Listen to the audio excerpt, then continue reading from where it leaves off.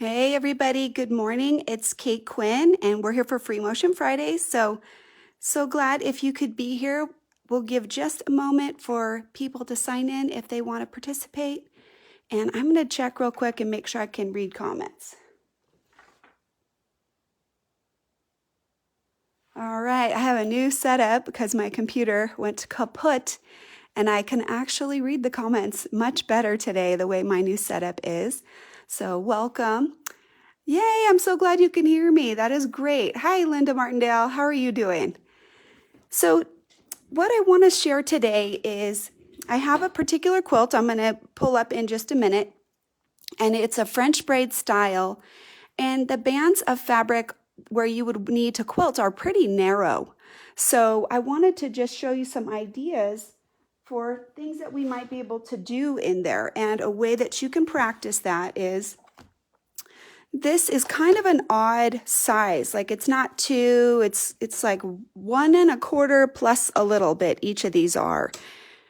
And so what I've done here is I've actually created that size. I use my ruler and I just marked off the size that is on the actual quilt so that I could practice at the actual scale that I want for the quilt. So each of those bands of fabric are about 1 3/8 or so, which is kind of a weird measure. It's not pretty common, but again, when we're working with quilting and we're training ourselves, it's really, really important that we use the actual scale that we want to stitch out. So what I've done is I've tried to recreate those areas so that I could play with some ideas on paper. That way, I'm not wasting fabric. I can make some quick decisions about whether I like it, I don't like it, if this is too difficult, what is my path. So that's what we've got right here. So, and also one of the other things you want to think about is what direction do you want to go? So if this is the braid cutoff, do you want the top of your design to be right like this? You know, would this be where the other pieces would be sewn in and this would be off of your seam allowance, the edge of your quilt? That's what I would like, but the challenge would be is if I'm stitching this way, how can I guarantee that I can fit this in? I might have to make a little smaller piece on the top. So as I get closer to that area, I'm going to start thinking about making sure those last pieces fit. Okay, so that's where we're going today. We're going to do a couple of those designs on the quilt. And I'm going to talk about thread and also some little problem solving things before we start. Okay, so what is this? I don't know. Got some cute little things right there. I'm going to open this up so you can see the quilt, and maybe we'll come back just a little bit so you can see better, a little bit more of it. Okay, so this is the quilt, and the thread that I'm using is actually this thread right here for the top and the bottom. Now, this is a very, very fine thread, okay? Silk is 100 weight. This particular thread is 100 weight, and you can see it's really fine. It's pretty strong, like I could pull on it. It'll break, but it doesn't just pop right away. It's pretty strong. And when I'm deciding, I want to take a little bit of this thread off. This is the end of the spool. That's why I'm willing to do this. I can't see trying to use this for anything because I don't think there's enough of that left over to do anything useful. So I'm going to stick it on here and make a little nest real quick. Let me just do that. We'll take off like a little bundle. And we'll just break that. So kind of gather it up into like a little clump, right? Now, if I put it on different colors, I can decide, is that okay?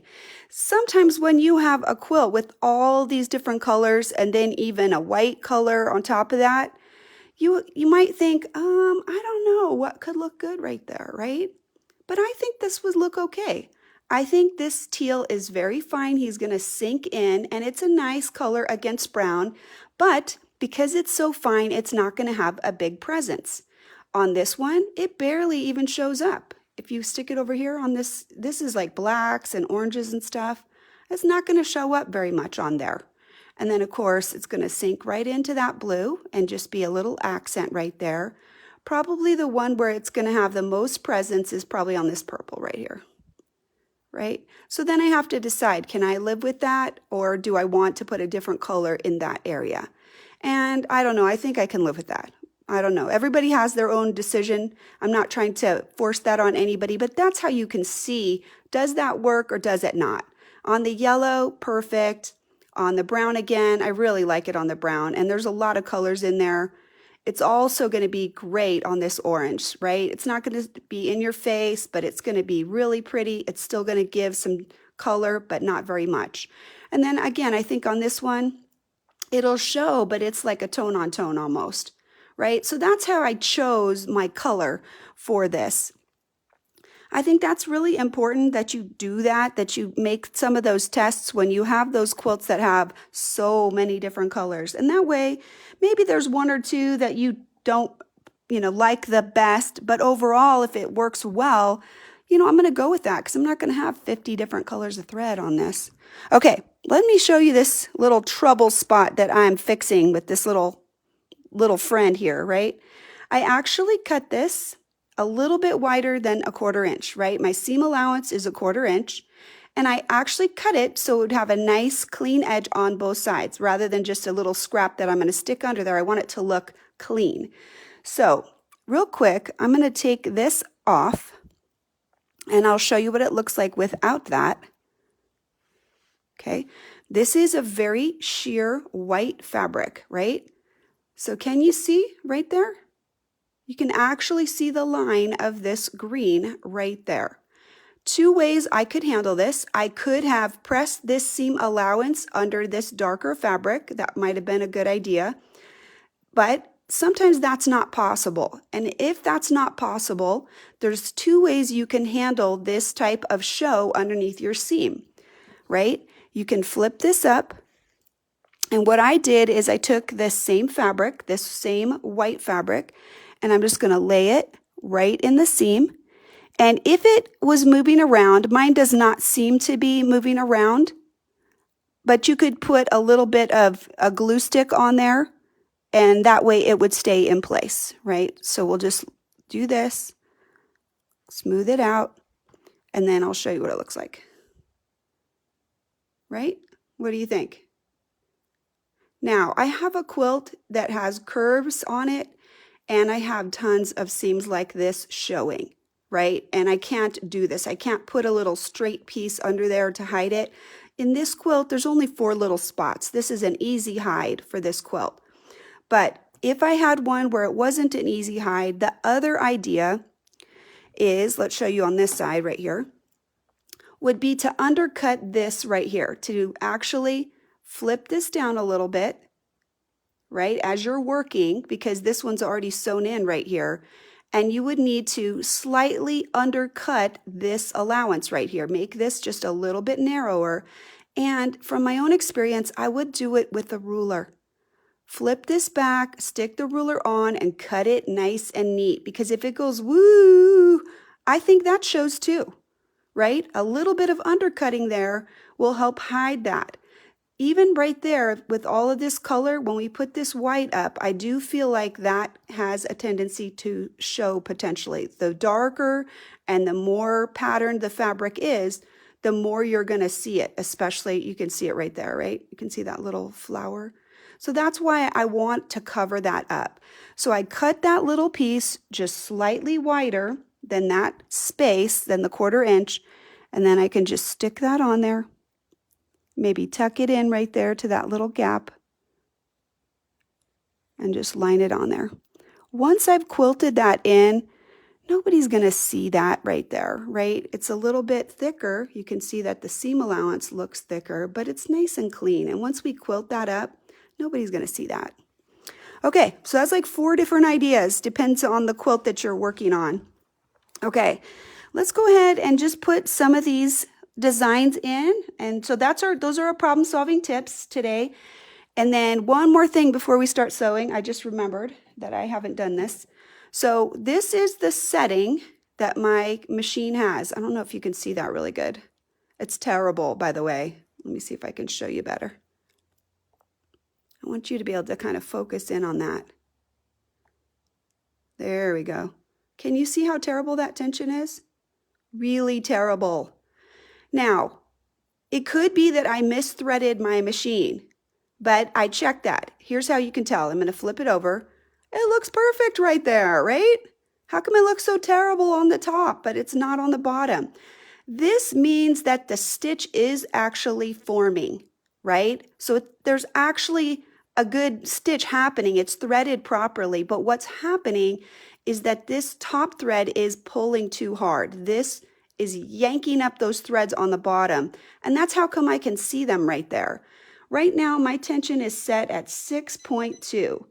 Well, I can tell you that's way too high for this, obviously. So let's bring it down quite a bit. I'll bring it down to like 3.6. Okay, so let's test it out and see what happens. I made this little scrappy sandwich because when you are quilting, you should always be testing before you're quilting, because you don't want to sew half of your quilt and then be like, what happened? It looks terrible.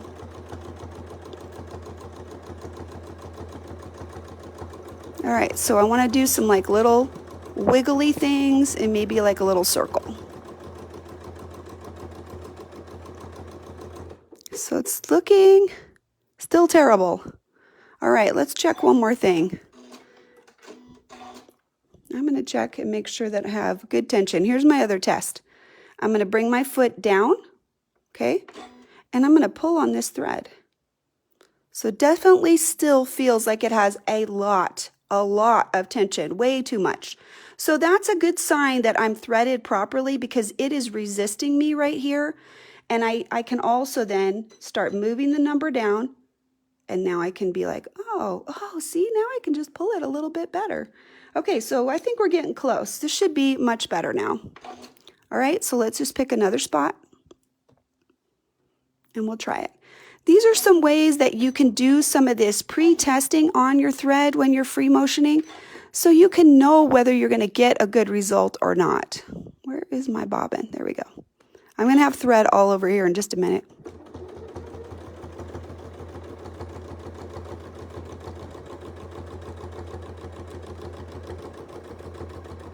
Definitely better. I'll show it to you. Let's go ahead and cut this so you can see it. Still could go down a little bit more, I think, but way better than what we have right here with these little chunky dots, and it looks flat.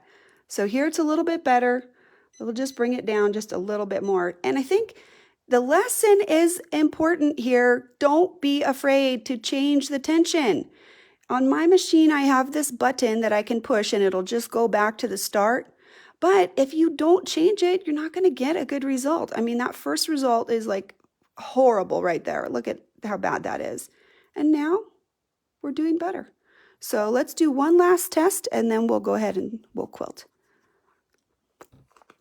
So this fabric right here is the same as the white top fabric. It's not the same as every fabric, but it's a big piece of the quilt. And then I have the same batting and I have the same backing.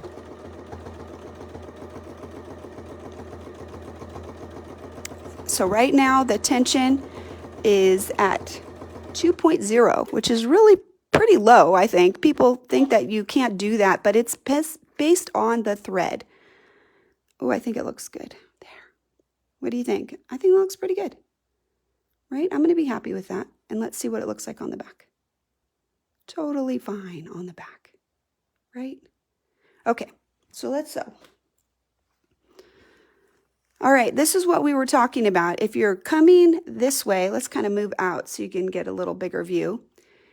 If I'm sewing this way with my design, then I have to worry about the ending right here. But if I sew that way, I could just sew right off the end. So what do you think? I think we'll maybe start with that. I think this will be easier as a place to start. We can just put the needle right in the center and we'll just sew that way.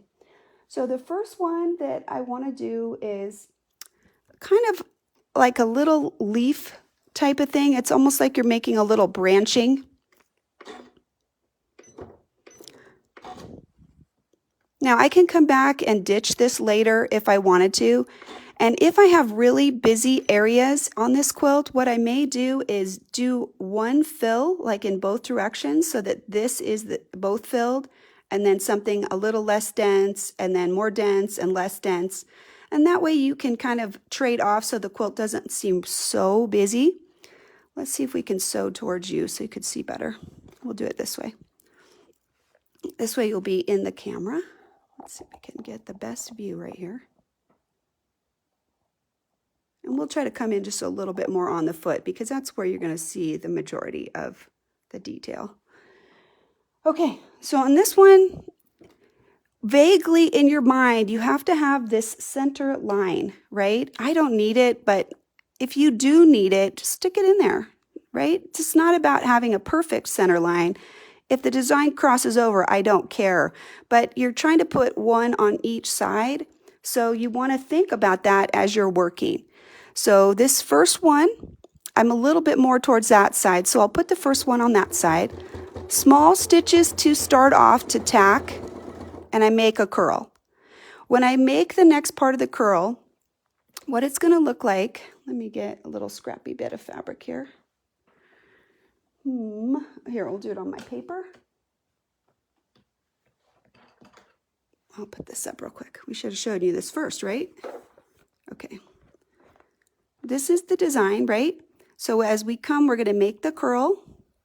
Okay, so we have to stretch it up. We have to create some space here, curl it in, and I'm splitting this in the middle. I'm going to go half, and then I'm going to go the same distance above. When I'm doing this one, I'm going to curl all the way back, and then we'll go right into the next one, right? You're going to go up, reach up, curl, half, over the top, right? So one more. Curl, half, and over the top. And this is where your relationship is. You want to create a little space in between each one of these, and that's helping you to move up as you're building that. No, Jill, there's no handout. With measurements for what? The quilt? I don't have a pattern for this. This quilt was just made to show this cutting ruler right here that I used to make the braid, and you could make it an infinite number of sizes. So there's no way I could make a handout because you could make it 12 inches wide, 8 inches wide, 6 inches wide, 6.5 inches wide, and you could make it as long as you wanted. So no, I'm sorry, I don't have that. So this measurement we said earlier was I think it was 1 3/4. And that's the width of the band. And this class is exploring ideas for narrow strips that are like in that 1 to 1.5 inch range, right? So if you have a quilt that has a space like this, then this is an idea for that shape, for that space, okay? Yeah, I know this is kind of definitely an odd shape. So we've done the curl, so we're going to split it in half, right? Half and over the top, and then curl and split and over the top. And I'm going to try and reach out a little bit more. Those first two were not as nice as I wanted. So reach, curl, half, and stretch, and then reach out, half over the top,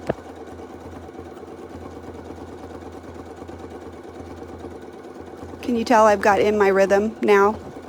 I started off a little wonky. That's what happens when you talk in between. So curl, half over the top, stretch, and just try to make your curls nice and smooth as much as you can. Do they have to be the same size? No, they don't. You can make some bigger, make some smaller. It's totally fine. Over the top. Oh, God bless me, I stuck my finger right in there. Safety first, right? So I'm going to just slowly kind of come back in there because I'm right on the edge right here. And I want to make sure that I can come and make my little curl right there without bumping that fabric up. So I have a little bit of room right here. Make sure that when you have your quilt that you have a little bit of space. Your backing and your batting should not be right to the edge right there. That's not efficient for you, and it doesn't really allow you to have a little space for working or travel. So, at this point, if I wanted to go to another space, I could just come over here and I could go back the other way if I wanted to. And you can always do this too. If you feel like your edges are coming up, just come in and put a little narrow baste right in there just to hold that down. And then you won't have any problems with this foot or any other foot just popping up that area. All right, so let's see what we got. I'm going to cut it so you guys can see it.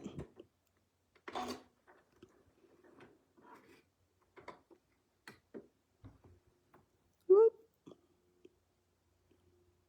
And then I'll show you the back too. This back, the reason I chose this is this thread is going to basically make a fully textured backing, and then this won't really show in terms of color, it blends in, but the whole back will have this as a textured element, so it'll kind of be like its own monochromatic piece of art. All right, so let's go on to another one. If I wanted to continue doing these, I think, I'd make this decision to start here and go this way. I probably would do all of them that way.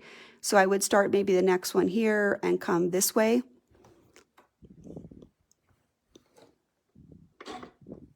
So I want to get right into my ditch right there for my first stitch. So I'm just being a little bit careful. I don't want it to cross over there because that red is really visible. So I want that first stitch to fit right in there. Most of these are a little bit more linear in terms of the style of the design because the band is what it is. Let me cut this thread real quick. I have a really long thread here and I don't want him in my way. So when we started sewing with this, we went ahead and we did some of this very small stitches right there at the beginning, and then we moved into the curl. Those tiny stitches help secure that. So right here, we're not tied off. So once we start, I want to go ahead and just put some little tacking stitches right in there, moving just a little bit. And that helps make sure that those are kind of really tight together. And now we can go ahead and sew the rest of that. So let's do this kind of this leaf. Here's the shape. So we're going to stretch out a little short of the edge right here. And then I'm going to reach out and I'm going to curve back. And again, this is kind of based on the center.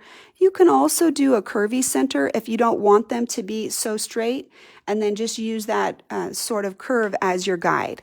Okay, so when we do the first one, we're just going to arc out a little bit, not all the way to the edge, and then come back in. Okay, and then I'm going to travel up just a little bit, about maybe 1 foot space on this. So just go right up, and then you can go into the next arc, short of the boundary, and then reach up and curve it back in. I went a little too far, but that's okay, I don't mind. I'm going to close it, and then I'll just come up a little bit. So here, stretch, and curve back. Okay, come up. And then here, stretch, and curve back.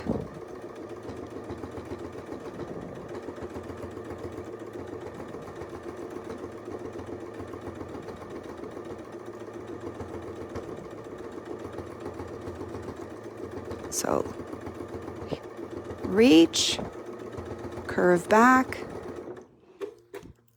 and then come up a little bit.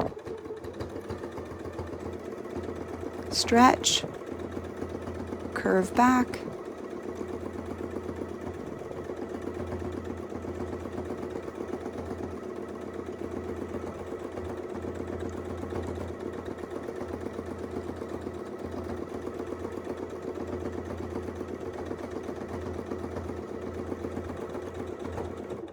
so you can see right here this is moving a little bit, so I'm just going to put a little bit of pressure there to kind of help it stay in place. And then I can just kind of get that to stay down like that.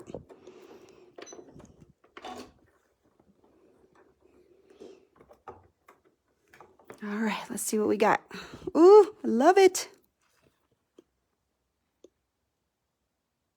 What do you think there? Got a little pen mark kind of showing, but I think that looks really cute. Can you see in the shadow right there? Here's looks like Pac-Man. I think the key with this particular shape is making sure that you have one that elongates, right? So on this drawing, let me turn this down just a little bit so you can see better. Right there. We want to reach up. If I try to make this one come from right there, I feel like it doesn't advance a little bit. So I'm just going to come up just a little bit, maybe about 1/4 of an inch. And then that's where this is going to reach from, right there. And he has to have space. This is the space of the foot. And then I'm going to arc over to touch and come back in. And then travel up a little bit. And again, there's your space. And then arc up and back in. And then travel a little bit. And that's what's creating the space too here.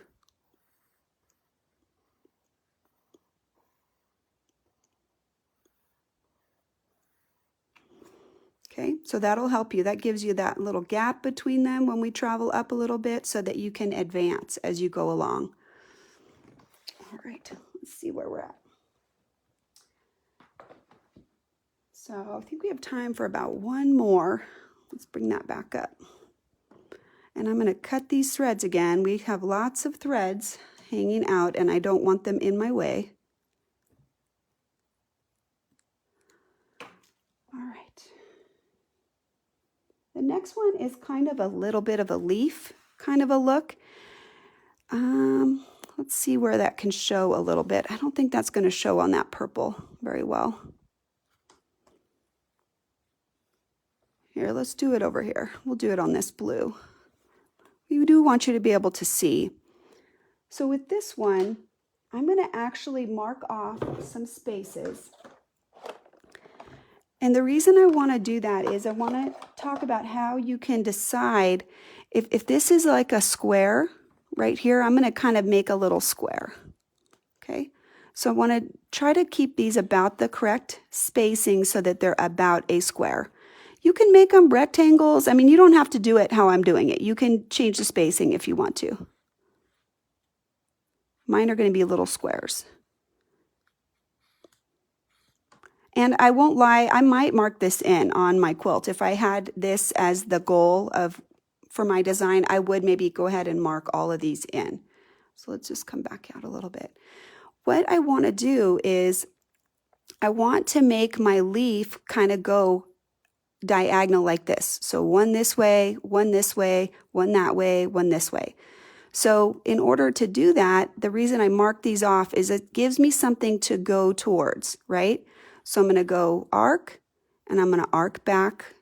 And the key here is you can make it as deep as you want, whatever you wanted, as long as you try to keep it consistent. Like I can make this stretch out more, you know, or I can make it skinnier. That's just a choice for you guys, right? I can make a skinny leaf or I can make a fatter leaf as long as I come back to these points. Now, once I make the leaf, how do I get to this next spot? So I'm just going to come through the center and I'm just going to wiggle back to that spot. And then the next leaf will be 1, 2, and then wiggle back to this next spot. So you can see that this has a nice flow. It's 3 rounds, 1, 2, 3, 1, 2, 3, and then it helps you travel right along. So the path is nice and easy. All right, let's see what's the best way for you to see that. Probably this way, I think. All right, so we're going to start in the corner.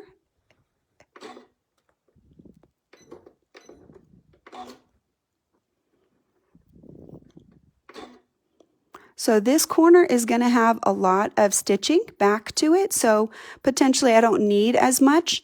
I want to just make a nice smooth arc to right here. So you're going to be looking ahead of you, looking ahead of your foot, okay?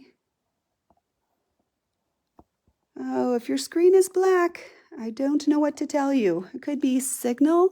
A lot of times if your signal is not strong, you don't have enough bandwidth to play both the picture and the audio. Yeah, much easier to do as far as drawing out. I'm hopeful that it will be. So let's see what happens, right? All right, so once you start, no stopping. Go all the way over. Make it nice and smooth, right? Okay, so just look ahead. Make it smooth. That's the most important part to making a pretty leaf. So now, guess what? I have to look behind me a little bit. So if you can't look behind you, just turn this just a little bit so you have a small visual on the back corner.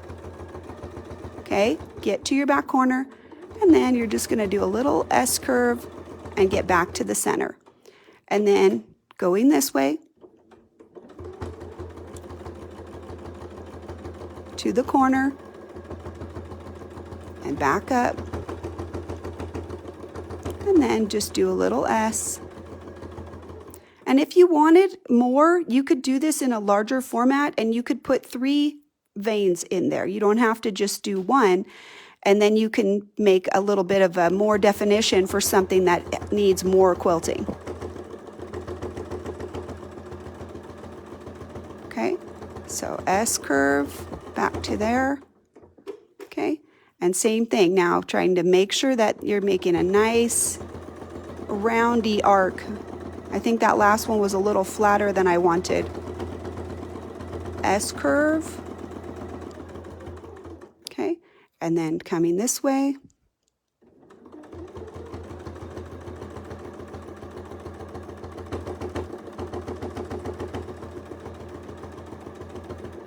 And one of the things to practice with this design is practice making your leaf as consistent as you can.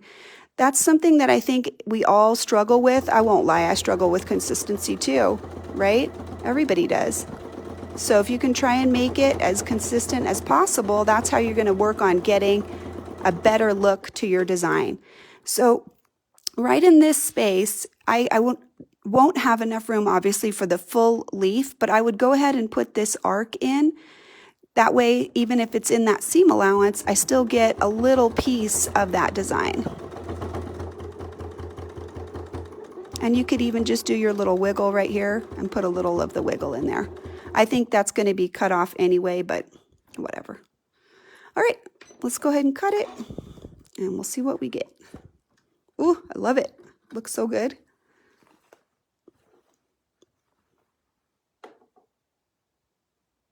Ooh, and you know, like I said, consistency, you can see this one's a little bigger, but do a bunch more of those and you won't care. It's going to be awesome. It'll look really good. And again, if I do it bigger and there's too much openness here and you need more fill, you could go back and forth a few times and echo this line with the ruler foot. And then this also would work for something that is a good bit wider as well. Okay, so we did 3 different designs today, and I'm going to kind of hold on to this project, and we'll add a few more designs as we go for some of our next pieces, and we'll also do the center and the corners on this. So this will be kind of our Freemotion Friday project for the next little bit. Later in June, I am going to be gone, so what I'm planning to do is perhaps record some of the elements so that there still will be a Freemotion Friday event available for everybody. So anyway, get your pen and paper out, draw your little narrow bands, and have fun. And you can make your leaves different shapes and things like that. Mine are kind of like this even arc, but you don't have to make your leaves even. Let me just show you one last detail, right? So we'll just kind of use this space right here. We can have one part of the leaf kind of come in more and push up, and one side be just straight like that. And then this could follow your S curve. And then you would do the same thing here. This side, you're going to go up and push up and make this side just round, and then follow the detail. And then on the outside, kind of push up and curve, and then follow the detail. So that is a very different looking leaf, but that's just really simple. So basically, this is kind of like a big S curve, and then a little one for the tip, and this one is straight back, and then this helps you follow it. And always then it would be your outside look, so you do big, and then push up, and then straight back, and then you just follow the curve. So that's a pretty shape too, and that just gives you another option. This one is, I think, a little bit more modern, but this one kind of makes this arc like that, which I like. Okay, so just a few different ideas. I hope you had fun today. I won't keep you on forever. Have an amazing day, and I'm going to. Today is my 31st anniversary. My husband and I are going to go out and celebrate. So I hope you also have an amazing day and have something positive to celebrate. And go quilt. Be amazing. Bye-bye.